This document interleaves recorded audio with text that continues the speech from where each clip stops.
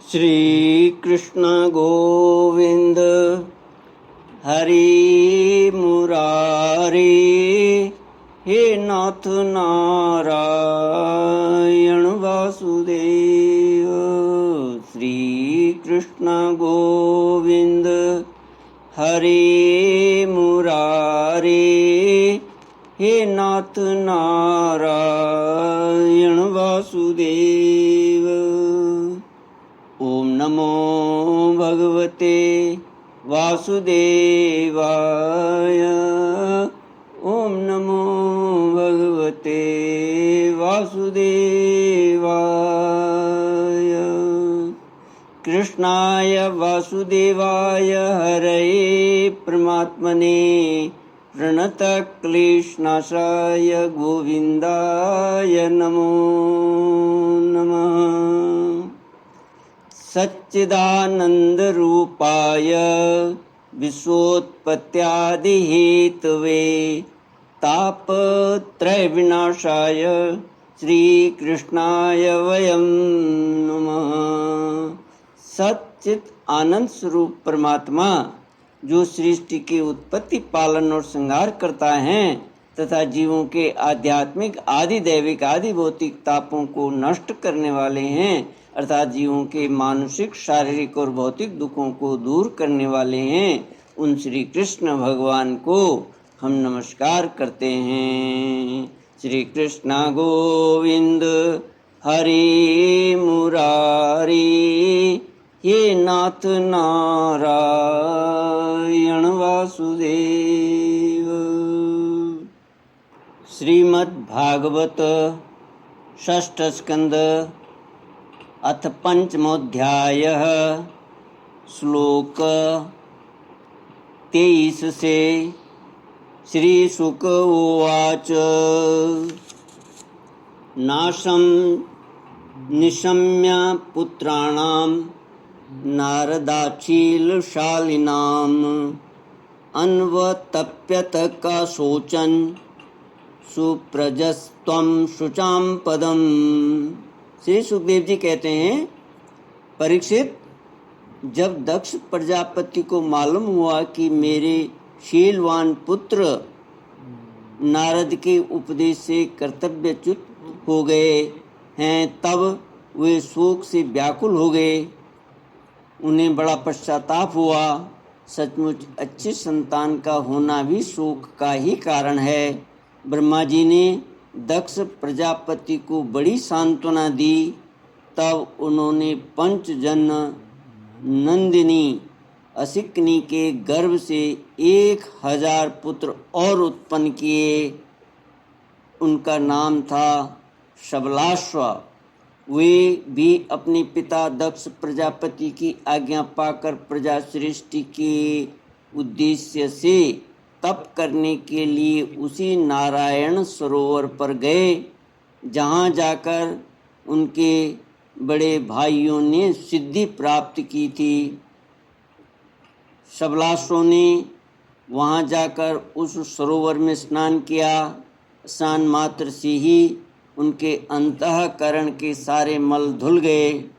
अब वे पर ब्रह्म स्वरूप प्रणव का जप करते हुए महान तपस्या में लग गए। कुछ महीनों तक केवल जल और कुछ महीनों तक केवल हवा पीकर ही उन्होंने हम नमस्कार पूर्वक ओंकार स्वरूप भगवान नारायण का ध्यान करते हैं, जो विशुद्ध चित्त से निवास करते हैं, जो विशुद्ध चित्त में निवास करते हैं, सबके अंतर्यामी हैं तथा सर्वव्यापक एवं परम हंस स्वरूप हैं। इस मंत्र का अभ्यास करते हुए मंत्राधिपति भगवान की आराधना की। परीक्षित, इस प्रकार दक्ष के पुत्र शबलाश्व प्रजा सृष्टि के लिए तपस्या में संलग्न थे।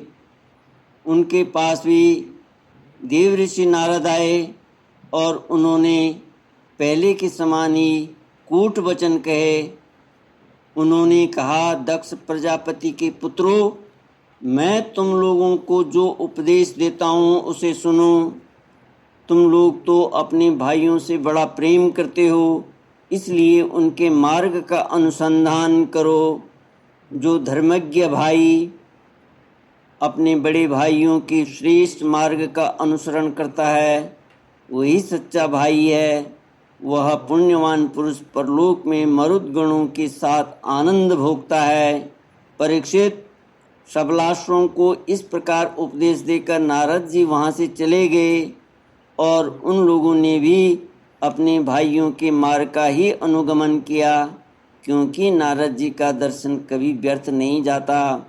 वे उस पथ के पथिक बने जो अंतर्मुखी वृत्ति से प्राप्त होने योग्य, अत्यंत सुंदर और भगवत प्राप्ति के अनुकूल हैं।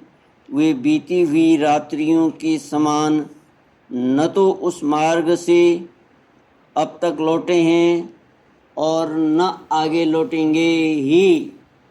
दक्ष प्रजापति ने देखा कि आजकल बहुत से अशकुन हो रहे हैं। उनके चित्त में पुत्रों के अनिष्ट की आशंका हो आई। इतने में ही उन्हें मालूम हुआ कि पहले की भांति अब की बार भी नारद जी ने मेरे पुत्रों को चौपट कर दिया। उन्हें अपने पुत्रों की कर्तव्यच्युति से बड़ा शोक हुआ और वे नारद जी पर बड़े क्रोधित हुए। उनके मिलने पर क्रोध के मारे दक्ष प्रजापति के होंठ फड़कने लगे और वे आवेश में भरकर नारद जी को बोले, श्री कृष्ण गोविंद हरि मुरारी, हे नाथ नारायण वासुदेव। दक्ष उवाच, अहो असाधु साधूनां साधुलिंगेन नस्त्वया असाध्वकार्यर्भकाणां भिक्षुर्मार्ग प्रदिष्टः। दक्ष प्रजापति ने कहा, ओ दुष्ट, किसको? नारद जी को, तुमने झूठ मूठ साधुओं का बाना पहन रखा है। हमारे भोले भाले बालकों को भिक्षुकों का मार्ग दिखाकर तुमने हमारा बड़ा अपकार किया है।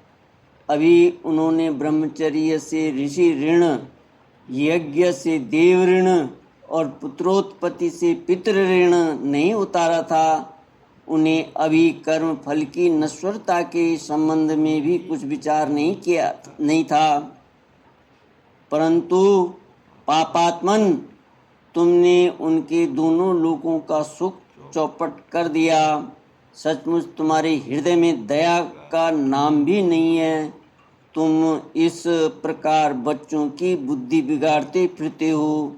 तुमने भगवान के पार्षदों में रहकर उनकी कीर्ति में कलंक ही लगाया।